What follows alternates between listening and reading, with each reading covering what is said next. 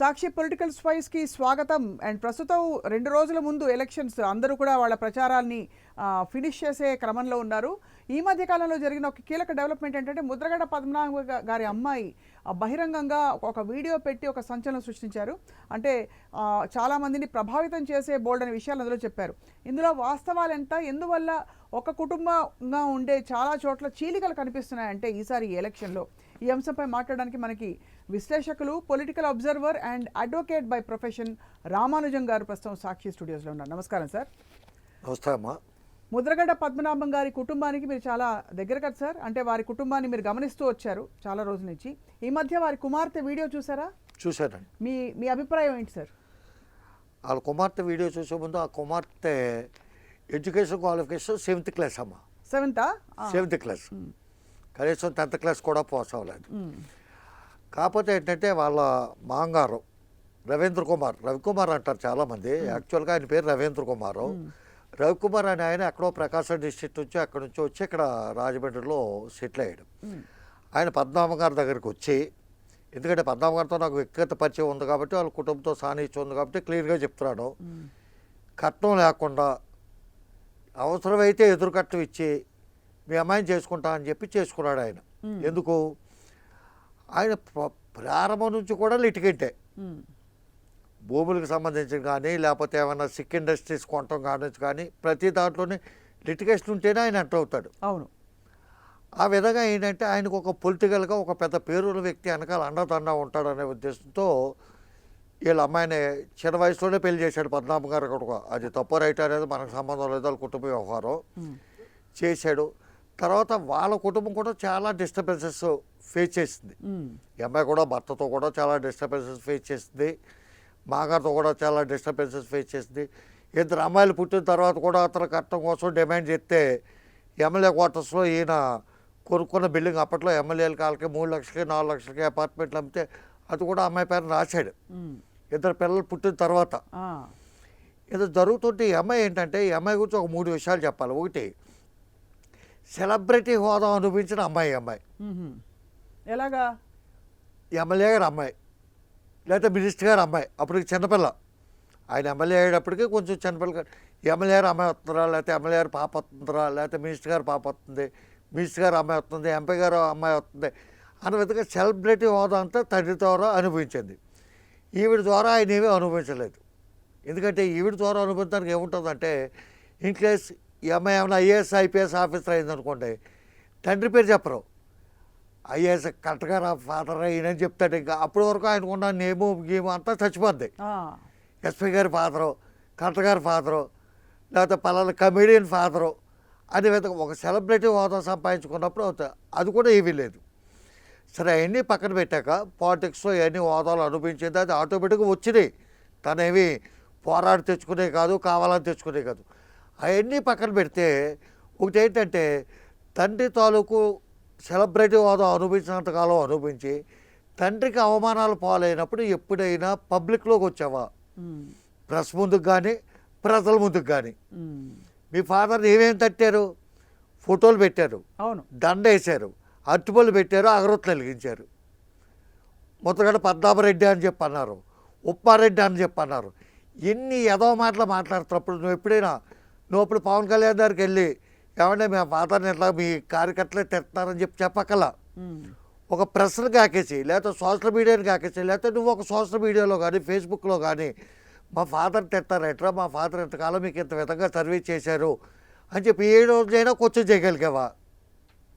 ఏ రోజే చేయలే. అవును. ఆల్ ఆఫ్ ఎ సడన్ నువ్వు ఇప్పుడు వచ్చావు. సరే, నిజంగా నువ్వు ఇప్పుడు రియలైజ్ అయ్యి పద్మనాభం గారు అమ్మాయిలాగా మా ఫాదర్ ఎట్లాగా పద్మనాభరెడ్డి అని చెప్పి మార్చుకుంటున్నాడు, నాకు నచ్చలేదు అని చెప్పి పౌరుషంగా వచ్చిందని అయితే పబ్లిక్లో పెట్టు, అవును, సోషల్ మీడియాలో పెట్టు. నువ్వు పవన్ కళ్యాణ్ దగ్గరికి వెళ్తాం కాదండి. ఇది 100% పవన్ కళ్యాణ్ వాళ్ళు పిలిపించారు. వీళ్ళు ఎందుకు పిలిపిస్తారండి, వీళ్ళు తెలుసా తెలీదా అనుకుంటే, పవన్ కళ్యాణ్ గారు అన్నగారు ప్రజారాజ్యం పార్టీ పెట్టినప్పుడు రాజమండ్రిలో ప్రజారాజ్య కార్యాలయం వీళ్ళ ఫంక్షన్ హాల్లోనే ఇచ్చారు. వీళ్ళ ఫాదరు. అతను డిఫరెన్సెస్ ఎక్కడ స్టార్ట్ అయినాయి అంటే, ఈయన ఫంక్షన్ హాల్ ఇచ్చాడు, అవును, దాంట్లో భోజనాలు టిఫిన్లు మెయింటెనెన్స్ అంతా ఈయన పెట్టుకోవడం. వీళ్ళ మాంగారు పెద్ద లిటికేట్ అండి, మీరు ఎవరైనా అడగొచ్చు. ఆ లిటికేషన్లు తీర్చడానికి పద్మనాభ గారు ఎప్పుడో 6-7 సంవత్సరాల క్రితమే గోరట్ల బుచ్చయ్య చౌదరి గారి ఇంటికి వాళ్ళ ఇంటికి వెళ్ళి మీ పేపర్ కాదు, మీ టీవీ కాదు, వేరే టీవీలో వచ్చినాయి. అవన్నీ కూడా మీకు చెప్పిస్తాను, అవన్నీ కూడా చాలా క్లియర్గా చూపిస్తాను. వెళ్ళినప్పుడు అప్పుడే చెప్పాలి. ఈవిడేమంటుంది, వీళ్ళెవరో పాన్ పరాగ్ బ్యాచ్, గంజాయి బ్యాచ్, వీళ్ళ బ్యాచ్, జోకర్ బ్యాచ్తో నువ్వు వెళ్ళిపోతున్నావు నాన్న, అందుకు బాధ కలిగింది కదా. అప్పుడే చెప్పాలి, ఈ గంజాయి బ్యాచ్ ఇది కూడా మా మాంగారాలు కూడానే, ఇతను 24 గంటలు విదేశాల్లో ఉంటాడో, అడిగితే గోల్ఫ్ ఆడటానికి వెళ్తానంటాడు. ఇతను గోల్ఫ్ క్లబ్కి వెళ్ళేది ఓఎన్జీసీకి సంబంధించిన గోల్ఫ్ క్లబ్కి వెళ్తాడు. ఎందుకు అక్కడ ఉన్న పెద్ద పెద్ద అధికారులతో పరిచయాలు పెంచుకొని కాంటాక్ట్లు పెంచుకోవటం కోసం. విదేశాలకు ఎందుకు వెళ్తాడు అనేది ఎవరికీ తెలియదు, ఇప్పుడు వచ్చి ఎవరికీ తెలియట్లా. అన్ని లిటికేషన్ ల్యాండ్లు, అన్ని లిటికేషన్లే. ఆ లిటికేషన్ల కోసమే పద్మనాభ గారు చాలాసార్లు వెళ్ళాడు. ఎవరికి? గోరట్ల బుచ్చయ్య చౌదరి గారు. ఆయన పార్టీ కాపాడు. 6 సంవత్సరాల క్రితం వీడియో ఇప్పుడు మీకు పెడతాను చూడండి. దానికి వాళ్ళ క్యాప్షన్ కూడా ఏం పెట్టారంటే, నాయుడు గారి ఇంటికి వీళ్ళు వెళ్ళారా, వీళ్ళ ఇంటికి నాయుడు గారు వచ్చారా అని చెప్పి పెట్టారు. అది మీకు చూపిస్తాను, ఇప్పుడు మీరు కూడా చూసుకోవచ్చు.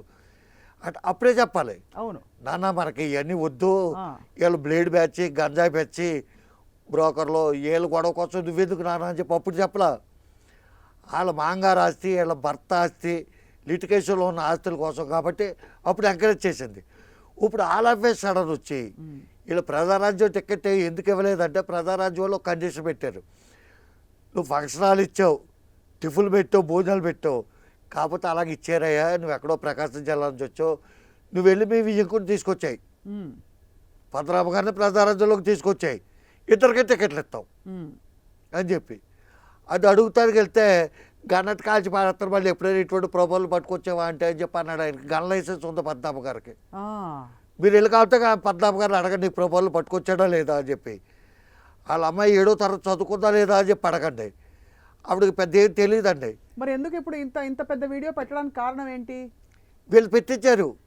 అంటే ఆవిడ ఎందుకు రేపు ఈ ప్రభావితమైంది? పార్టీకి ఏమైనా భవిష్యత్తు ఉన్నా నెంబర్ 1, లేదు ఒకవేళ ఇన్ కేసు పొరపాట ఏసీలో కాశీలో సూర్యరావుని చంపినంత పాపం ఈ తెలుగుదేశం పార్టీ అలయన్స్కి ఎవడైనా ఓటెత్తే, అయినా సరే ఎవరన్నా పొరపాటు చేసి గాలి అధికారంలోకి వస్తే ఈ అధికారాన్ని ఉపయోగపెట్టుకుని ఇతరన్నీ కూడా అక్రమ ల్యాండ్ సెటిల్మెంట్లు, అక్రమ భూదందాలు అట్లుగా ఉపయోగపడతారని చెప్పి మనం అనకూడదు. ఆ అమ్మాయి నాకంటే చాలా చిన్నపిల్ల, వాళ్ళ కుటుంబం సక్రమంగా సాగట్లేదు, వాళ్ళ పిల్లలిద్దరూ ఎక్కడో విదేశాలు ఎక్కడో చదువుకుంటారు, వాళ్ళ కుటుంబం జోలికి నేను పోట్లా, ఈ అమ్మాయి జోలికి కూడా నేను పోట్లా. కాకపోతే నువ్వు వచ్చేటప్పుడు అప్పుడు మీ నాన్న దండలేసినప్పుడు, అగరత్తులు వెలిగించి చంపేసినప్పుడు, లేకపోతే పచ్చి బూతులు తిట్టి పద్మనాభరెడ్డి అంటప్పుడు లేని బాధ ఇప్పుడు ఆయన పేరు మార్చుకుంటున్నాడు. ఆయన ఎంత మనోవేదనకు గురైపోతే, ఎంత వయసు వచ్చి ఈరోజు ఈయన పదవులు చేసి ఇంత అనుభవించిన వ్యక్తి ఇంత బాధతో ఆయన మాట్లాడుతుంటే వచ్చి మా నాన్న పద్మనాభరెడ్డి అని మార్చుకుంటాడంట. నాకు ఇబ్బంది వచ్చింది. నువ్వు ఇబ్బంది పడిపోయినా, లేకపోతే నువ్వు ఆత్మహత్య చేసుకుని చచ్చిపోయినా సరే, ఆయన రేపు పొద్దున కానీ పొరపాటు జరిగి పవన్ కళ్యాణ్ అంటే వాడు మాత్రం అక్కడ గెలవడం అది అసంభవం అనుకోండి. అది సూర్యుడు పరమను ఉదరించిన గెలవడం, గెలిస్తే మాత్రం ఆయన గజెట్లో మార్పించుకుంటాడు. అది మీ స్టాక్స్ స్టూడియోకి నేనే పట్టుకొచ్చిస్తాను. ఏం మార్పించుకుంటాడు? పద్మనాభరెడ్డి అని మార్పించుకుంటాడు. అవును, ఆయన అంత పట్టుదల గల మనిషి, అంత పట్టుదల గల మనిషి. కూతురేవిడి ఈ రోజు దాకా లేని బాధ్యతకి ఎందుకు వచ్చింది ఇప్పుడు? వాళ్ళ నాన్న తిట్టినప్పుడు ఉండాలి కదా, ఎంత తారాజోబులాగా లెగాలి. ఈ లెగల ఈ అమ్మాయి తిట్టినప్పుడు లెగల, దండలేసినప్పుడు లెగల, అగరత్లో వెలిగించినప్పుడు లెగల. రేపు ఎలక్షన్లు వస్తున్నాయి కాబట్టి 4 ఓట్లు కాబట్టి రావాలి కాబట్టి ఈ మెగా ఫ్యామిలీ తీసుకొచ్చింది కాబట్టి వచ్చి ఆ అమ్మాయి ఇష్టం వచ్చినట్టు మాట్లాడచ్చా? అది వచ్చిన వాళ్ళు అందరినీ రండి అని చెప్పి వారాన్ని ఎక్కించేస్తాడు. ఇతను పిలిపించుకుని మాట్లాడాడు. ఓకే, పోలీ పెద్ద హృదయం ఆయనది. ఎంత అంటే ఇప్పుడు బంగాళాఖాతం హృదయం ఉంటుంది ఎవరికి? ఈ పవన్ కళ్యాణ్కి. ఎందుకలా? ఎంత హృదయం ఉంటుందో చెప్తాను. అమ్మా నువ్వు వచ్చావు, నేను ఇప్పుడు పార్టీలో జాయిన్ చేసుకుని నీ చెడ్డ పేరు తెచ్చుకోను, నిన్ను మీ ఇంటికి తీసుకెళ్తా, పద్మనాభ గారి ఇంటికి తీసుకెళ్తా. పద్మనాభ గారు ఎందుకో మీ అమ్మాయి జాగ్రత్తగా తీసుకొచ్చాడు అప్పచెప్పారని చెప్పి చెప్తా అంటాడు కదా. అదే విషయం నీ అన్న కూతురు నీ క్యాస్ట్ కాని ఒక వ్యక్తితో వెళ్ళిపోయింది అని చెప్పి గౌరవప్రదంగా వెళ్ళి లవ్ మ్యారేజ్ చేసుకుంది. చేసుకున్నప్పుడు అమ్మాయి ఇచ్చే స్టేట్మెంట్ ఏంటి? నాకు ప్రాణహాని ఉంది. వాళ్ళ తండ్రి పేరు తల్లి పేరు ఎవరి పేరు చెప్పాల, బాబాయ్ పేరే చెప్పింది.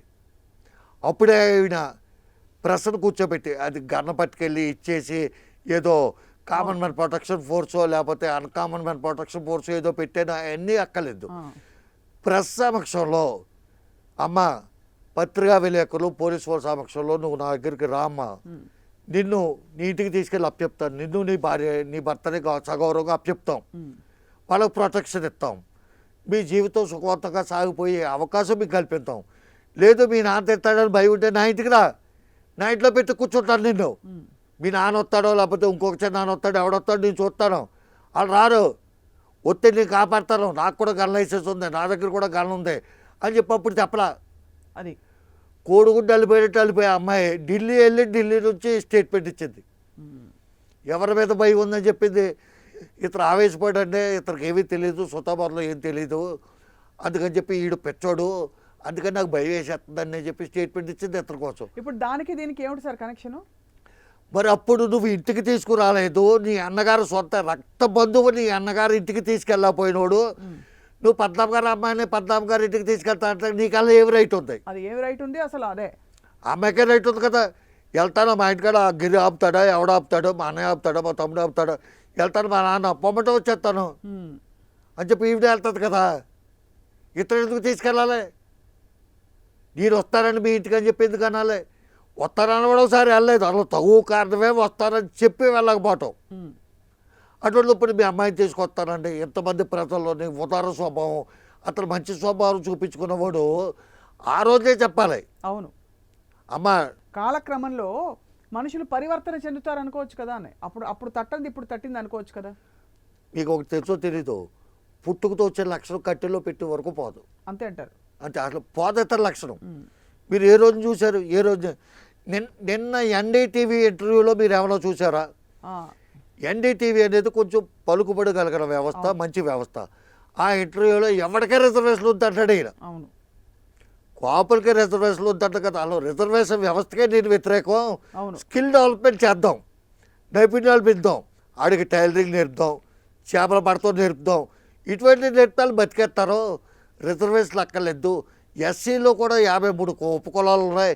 53 ఉపకులాలు కూడా వాళ్ళు ఎవడగాడు మాకు జాయిన్ జరగట్లేదు అంటారు. ఎందుకు ఈ రిజర్వేషన్లు అని చెప్పి. ఇతను మెయిన్ బీజేపీకి మద్దతు ఇస్తూ ఈ రిజర్వేషన్లకు వ్యతిరేకంగానే. కొంతమంది ప్రైవేటీకరణకి అనుకూలంగా ఉన్న వ్యక్తులు వాళ్ళు బీజేపీకి మద్దతు ఇస్తారు. జయప్రకాష్ నారాయణ గారు ఇప్పుడు కూడా విశాఖ ఉక్కు ఫ్యాక్టరీ ప్రైవేటీకరణ చేసేయాలి, ప్రభుత్వం పాలించాలంతే, అది ఇప్పుడు ఇంకేమీ చేయకూడదు, ప్రభుత్వం ఓన్లీ పరిపాలన చేయాలి, ఇవన్నీ మిగతా వాళ్ళు చేసుకోవాలి, అంబానీలు ఆధారాలు చేసుకోవాలని చెప్తారు. ఇతను కూడా అదే ఉద్దేశంతో స్కిల్ ఉండాలి, ప్రతిభను బట్టి ఆస్కారం ఉండాలి, అవకాశం ఉండాలి తప్ప ఎవరికైనా అది రిజర్వేషన్ ద్వారా ఉండకూడదు అని చెప్పి క్లియర్గా చెప్పాడు ఆయన. 100% క్లియర్గా చెప్పాడు. అది కూడా మీకు చూపిస్తున్నాను చూడండి. అది అర్థమైంది సార్, మేము చూసాం ఆ వీడియో. ముద్రగడ గారి అంశంలో అలా మాట్లాడారు. అప్పుడు ఎందుకు మాట్లాడారు మీరు ప్రశ్నించారు కదా. ఇటీవల చిరంజీవి గారు ఒక వీడియో కూడా రిలీజ్ చేశారు, తమ్ముడికి సపోర్ట్ ఇమ్మని చెప్పి, పిఠాపురంలో అందరూ దీవించాలని. ఏమన్నా ఒకడు మనిషి జన్మ ఎత్తావా అని చెప్పి అడుగుతాడు. అంటే ఏంటి? నువ్వు మనిషి జన్మ ఎత్తలేదురా, నువ్వు పశువు జన్మ ఎత్తావు అన్న విధంగా. అవును, ఎందుకంటే ఆయన చిరంజీవి గారు ఉండగానే, తర్వాత కొంతమంది పెద్దలు ఉండగానే 2014లో నేను కంటెస్ట్ చేసేటప్పుడు కాంగ్రెస్ అభ్యర్థి కింద వాళ్ళ దగ్గర నుంచే నేను మ్యాండేట్ తీసుకున్నాను. ఆంధ్ర గాంధీ భవన్కి వెనకాల ఇందిరాగాంధీ భవన్ అనే చోట ఒట్టి వసంత్ కుమార్ చనిపోయాడు ఆయన, వీళ్ళంతా ఉండగానే తీసుకున్నాను అనమాట. ఈయన కాంగ్రెస్ పార్టీలో ఉన్నాడా, రాజీనామా చేశాడా? నెంబర్ 1 నాకైతే తెలియదు, నేనైతే అంత క్లియర్గా నేనైతే గమనించలేదు. నెంబర్ 2, ఈయన ఎన్డీఏ కూటమి అభ్యర్థులకి నాకు నచ్చింది, ఎన్డీఏ సిద్ధాంతాలు నచ్చినాయి, లేకపోతే మోడీ గారి సిద్ధాంతాలు, చంద్రబాబు సిద్ధాంతాలు, పవన్ కళ్యాణ్ సిద్ధాంతాలు అన్నీ కలిసినాయి కాబట్టి వీళ్ళందరికీ మద్దతు ఏమని అడుగుతున్నాడా? అదే పోనీ వదిలేండి, అన్నీ వదిలేండి. నా తమ్ముడు పార్టీ పెట్టుకున్నాడు, నా రక్త సంబంధికులు కాబట్టి వీళ్ళందరినీ వదిలేసినా నా రక్త సంబంధం కాబట్టి జనసేన అభ్యర్థులకు మద్దతు ఏమని అడుగుతున్నాడా? మా అమ్మ బాధపడిపోతుందంటే అక్కడ పాపం వృద్ధురాలు 85-90 సంవత్సరాలు ఉంటాయి, మా తమ్ముడు పడుతున్న కష్టం చూసి ఆవిడ బాధపడిపోతుంది కాబట్టి ఈయన గెలిపించండి అంటున్నాడు. అది ఏమైనా అర్థం ఉందండి? పోనీ జనసేన వాళ్ళందరినీ గౌరవించండి, గెలిపించండి. పవన్ కళ్యాణ్ కూడా ఒక సిద్ధాంతకర వ్యక్తి, నా తమ్ముడు ఇలాగా 30 మంచి వ్యక్తి విరాళాలు ఇచ్చారని చెప్పారు కదా సార్. ఆ విరాళాలు ఎవరు ఇచ్చారు ఏంటనేది మీరు మీ టీవీలు పాత టీవీలు చూసుకున్నా ఇప్పుడు టీవీలు చూసుకున్నా తెలిసిపోద్ది రైట్ ఎవరి దగ్గర ఎంత విరాళాలు తీసుకున్నాడో ఎంత ఇచ్చాడు, ఎన్ని ఆస్తులు కొన్నాడు, లేకపోతే వాళ్ళకి ఇన్సూరెన్స్ ఎంత ఇచ్చాడు. పల్లెటూరు ప్రజలకి తెలియదు కదండి. వాళ్ళకి ఇన్సూరెన్స్ కోసం 500 మనం ఇస్తున్నాం, 1500 ఆయన ఇస్తున్నాడు అనే ఉద్దేశంతో ఉంటారు. కానీ ఏ స్కీమ్ చూసినా ఆన్లైన్లో కొడితే చదువుకున్నవాడు ఎవరికైనా వచ్చేస్తుంది. ఇదంతా మోసం అండి. వాళ్ళ విరాళాలు ఇవ్వలేదు. రక్తం వాళ్ళ కుటుంబంలో ఉన్న 10 మంది ఉంటారు మా ఉంటే, లేకపోతే 14 మంది ఉంటారు. వాళ్ళ ముగ్గురు అన్నదమ్ములు, సిస్టర్స్. వాళ్ళు ఇచ్చిన 1000 లీటర్లు 2000 లీటర్ల రక్తమైనా ఇప్పుడు ఆంధ్రప్రదేశ్ అంత సర్క్యులేట్ అవుతుంది. అవును. అలా రక్తదానం చేయమంటే రక్తం ఇచ్చేస్తారు. మా మా జాతి అంటే మా కులపు జాతి, మా కాపు జాతి యువకులు ఇప్పుడైనా నిన్నడ ఎన్డీటీవీ వీడియో చూసి అయినా కొద్ది గొప్ప రియలైజ్ అవుతారో, కొద్ది గొప్ప బుద్ధి జ్ఞానం తెచ్చుకుంటారని చెప్పి ఆ వీడియో మీరు చూడరని కాదు, ఈరోజు ఆల్రెడీ సాక్షి పేపర్లో కూడా వచ్చింది. అది కూడా నేను చూశాను. ఎందుకు మిమ్మల్ని అన్నిసార్లు చెప్తున్నానంటే చూడండి ఆడు ఏం చెప్పాడో క్లియర్గా అని ఒకసారి వినమని. మాకు రిజర్వేషన్లు అక్కర్లేదు అంటమే కాకుండా అలా రిజర్వేషన్లు అక్కర్లేదు అంటాడు. అవును, అర్థమైంది సార్. ఈరోజు చాలామంది రిజర్వేషన్లకి వ్యతిరేకంగా బీజేపీ నిర్ణయం తీసుకుంటుందని చెప్పి భయపడిపోతారు. ఎందుకు భయపడిపోతారంటే వాళ్ళు 400 సీట్లు అడుగుతాం, 3/4 మెజార్టీ కోసం ప్రయత్నం చేస్తాం. రాజ్యసభలో వాళ్ళకి ఉన్న జగన్మోహన్ రెడ్డి ఒక్క మాట అంటలేదండి ఈ రోజుకి వచ్చి ప్రధానమంత్రి మోడీ. అవును, జగన్మోహన్ రెడ్డి అని కానీ జగన్ అని కానీ రే జగన్ రెడ్డి అని చెప్పి కానీ ఎక్కడ ఒక మాట మాట్లాడాల. అన్ని మీటింగులు ఎక్కడైనా చూపించండి. అవును, ఒక మాట మాట్లాడట్లా. అసలు అతనికి ఒక బలమైన రాజ్యసభలో మెంబర్స్ ఉన్న వ్యక్తిత్వం కాబట్టి. అంటే మరి వీళ్ళందరూ మాట్లాడుతున్నారు కానీ ఆ మాటలన్నీ వీళ్ళని అని అండమే వీళ్ళు అప్పుడు మాట్లాడిన మాట కూడా చెప్తాను మేడం. ప్రతి నియోజకవర్గంలో ఇది ఇంపార్టెంట్గా చెప్పాలి మీరు. ప్రతి నియోజకవర్గంలో 500 మందికి 10 లక్షల చొప్పున స్వయంగా వాళ్ళ ఉపాధి అవకాశాలు కల్పించుకోవటం, ఫ్యాక్టరీలు కట్టుకోవటం కోసం స్వయం ఉపాధి కల్పించుకోవటం, 500 మందిని కాన్స్టిట్యూన్సీకి ఇస్తా అని చెప్పిన పెద్ద మనిషి పవన్ కళ్యాణ్ మేనిఫెస్టోలో ఉందండి అది. వాళ్ళు ఒకడో 10 లక్షలతో ఫ్యాక్టరీ పెట్టుకుంటే, వాళ్ళ అవసరాల నిమిత్తం ఇంకో 10 మందిని ఎంప్లాయీస్ పెట్టుకుంటే, ఒక్కొక్కడు 5,000 మందికి 6,000 మందికి ఉపాధి కల్పిస్తే కొంత డెవలప్ అవుతుందని చెప్పిన వ్యక్తి ఈయనే. అది ఎక్కడైనా మేనిఫెస్టోలో చూపించండి. ఎగిరిపోయింది. నువ్వు 5,500 మందికి ఇచ్చేస్తా అంటే మీ కోపలకి ఎక్కడ ఇచ్చేస్తావురా బాబు, నువ్వు తప్పుకో నువ్వు అని చెప్పి మేనిఫెస్టోలో తీశారు. అటువంటి ఎన్నో పథకాలు తీశారండి. రైట్. ఇతను చెప్తానికి తప్ప దేనికి పని చేయడు. సో అయితే మొత్తానికి అయితే మీకు ఏమనిపిస్తుంది అంటే ఇప్పుడు ఈ ఈ వీడియో పెట్టిన తర్వాత ముద్రగడ్డ గారు మనస్తాపం చెంది ఉంటారు కదా చాలా. ఆయన క్లియర్గా చెప్పాడు కదా, అమ్మ నీకు నాకు రుణం తగ్గిపోయింది, నిన్ను ఆ దుష్టుల చేతిలోకి వెళ్ళిపోయావు, నువ్వు వచ్చే జన్మలో కలుద్దాం, జన్మల బంధం, అమ్మాయిని వదిలేసుకుంటున్నాను, నువ్వు నాకు ఇప్పుడు తెచ్చి చచ్చిన దాంతో సమానం, నువ్వు రాక్షసు అటువంటి ఒక్క మాట అనలేదు. అమ్మ మళ్ళీ వచ్చే జన్మలో కలుద్దాం అని చెప్పి మళ్ళీ కూతురు మీద అభిమానం ఆయన చూపించాడు తప్ప ఆయనకి కూతురు మీద అభిమానం ఉంటుంటే కాకి పిల్ల కాకి ముద్దు. అవును. పవన్ కళ్యాణ్కి కూడా పద్మనాభ గారు అమ్మాయి మీద అభిమానం ఉంది. ఎలక పిల్ల పిల్లికి ముద్దు అని చెప్పి అంతే అర్థమైంది. ఎలక పిల్ల కూడా పిల్లి ప్రేమిస్తుంది, లటక్క తినేస్తుంది. అవును అవును. ఈయన కూతురు కాబట్టి ఈయనకు ముద్దు, అతని పరిస్థితి అది. సో అయితే మొత్తానికి ఒక విషయం చూస్తున్నాం, చంద్రబాబు నాయుడు గారి ఈ కూటమి వల్ల చాలా చోట్ల కుటుంబాలు డిస్టర్బ్ అవుతున్నాయి. ఇక్కడ అన్నా చెల్లెల్ని విడదీశారనే ఒక అభియోగం ఆయనపై ఉంది. అంటే జరిగిన పరిణామాలు చూస్తే మీరు ఇక్కడ తండ్రి కూతుర్లను కూడా విడదీసిన ఘనత వాళ్ళదే కదా. ఆయన ఉన్నాడు కదండి రాంబాబు గారు, వాళ్ళ అల్లుడి చేత వీడియో పెట్టించారు. అవును, అది ఫక్తు కుటుంబ సమస్య. అది అవును. కుటుంబంలో చాలా గొడవలు ఉంటాయి. ఆ గొడవలన్నీ పట్టుకొచ్చి పెడితే రేపు కూర బాగోలేదని, కూరలో ఉప్పు తక్కువైందని చెప్పి, ఉప్పు ఎక్కువైందని చెప్పి అవి కూడా పెట్టిస్తారు చంద్రబాబు నాయుడు. అదే ఇలా ఆయన ఎంతకైనా తగ్గించిన వ్యక్తి. అర్థమైంది సార్. అయితే మొత్తానికి వీటి ప్రభావం ఎలక్షన్పై ఉంటుందా సార్? రామానుజం గారు నిజాయితీగా మాట్లాడతారు కాబట్టి చెప్పండి. మహోపకారం చేశాడండి ఆయన. ఈ మెగా ఫ్యామిలీ ఎప్పుడైతే వీళ్ళు ప్రజారాజ్యం టిక్కెట్లు ఆశించారు, ఎప్పుడైతే వీళ్ళు ఫంక్షన్ హాల్ అద్దెకిచ్చారు, వీళ్ళ కుటుంబానికి సంబంధించిన గొడవలన్నింటిలో కూడా ముద్రగడ పద్మనాభ గారు సెటిల్ చేశారు. కాబట్టి వీళ్ళకి కొంచెం అవకాశం ఉంది కాబట్టి తీసుకొచ్చి అమ్మాయిని ఫోకస్ చేతిలోకి ప్రజల్లో ఒక విధమైన అలజడి వచ్చింది. ఎందుకంటే మనం ఎక్కడో ఉంటాం, హైదరాబాద్లో ఉంటాం, మనకు తెలియదు, కానీ ఆ ఊరోళ్ళకి తెలుస్తుంది. ఎందుకంటే ఒకసారి వస్తే ఊరంతా పంచి పెడతారు. అవును. చంటిపిల్లతో వస్తే చంటిపిల్లడితో వచ్చిన ఊరంతా పంచి పెడతారు. వీళ్ళు సాగనంపేటప్పుడు కూడా ఆ విధంగా సాగనంపుతారు. అటువంటి ఆచార వ్యవహారాలు పల్లెటూరులో ఉన్నాయి, ఈ రోజుకి ఈ క్షణం వరకు ఉన్నాయి. ఒరే పద్మనాభ గారు అమ్మాయి క్రాంతి ఇలాగ అన్నట్రా అని చెప్పి కథలకని చెప్పుకుంటున్నారు. ఒరే చెప్పేవాడికి బుద్ధి జ్ఞానం లేకపోతే ఇనివాడికి ఉండాలి కదా అని చెప్పి వాళ్ళు తిడుతున్నారు ఇప్పుడు జనం. ఆ వీడియో పెట్టేశారు, మనం ఏం నొక్కితే వచ్చేస్తుంది, అది పొరపాటు తింటాం, ఇంటే ఇన్నవాడికి బుద్ధి జ్ఞానం లేదా అని చెప్పి తిడుతున్నారు వాళ్ళు. అట్లాగ అయిపోయింది పాప వాళ్ళ పరిస్థితి. అది తెచ్చుకొని అనవసరంగా అది కెలుక్కుని ఆ అమ్మాయి చేత తెప్పించి రేపేదో ఎమ్మెల్యే టికెట్టో ఎంపీ టికెట్టో రాష్ట్రపతి పదవి ఏదెత్తాడని చెప్పి చెప్పాడు పవన్ కళ్యాణ్ గారు. ఏదెత్తాడో ఏం చేస్తాడో, లేకపోతే అమెరికా అధ్యక్ష ఎన్నికలు ఉన్నాయి, ఇప్పుడు దగ్గరలో ఎలక్షన్లు ఏమీ లేవు, అమెరికా అధ్యక్ష ఎన్నికలు ఉన్నాయి. అదే అధ్యక్ష పదవి ఇస్తారా? అయితే మొత్తానికి ఆ విధంగా ఉంది సార్. చాలా ఈసారి ఉన్న రాజకీయ పరిస్థితులు మునుపెన్నడూ చూడలేదు మనం ఇటువంటి ఒక పరిస్థితి. అందరూ కుమ్మక్కయ్య ఒకవైపు, ఇంకా మద్దతు కూడగట్టుకోవడానికి ఆళ్ళ కుటుంబం నుంచి ఆళ్ళ కొడుకుని, వీళ్ళ బావమరిదిని, వీళ్ళని అందరిని లాక్కుంటూ పోవడం అనేది ఫస్ట్ టైం చూస్తున్నాం మనం. మొత్తానికి చూద్దాం సార్, ప్రజలు విజ్ఞులు, ఏ విధంగా ఇది పరిణమిస్తుందో భవిష్యత్తులో జూన్ 4వ తేదీ తెలిసిపోతుంది అందరికీ. ధన్యవాదాలు సార్, నమస్కారం.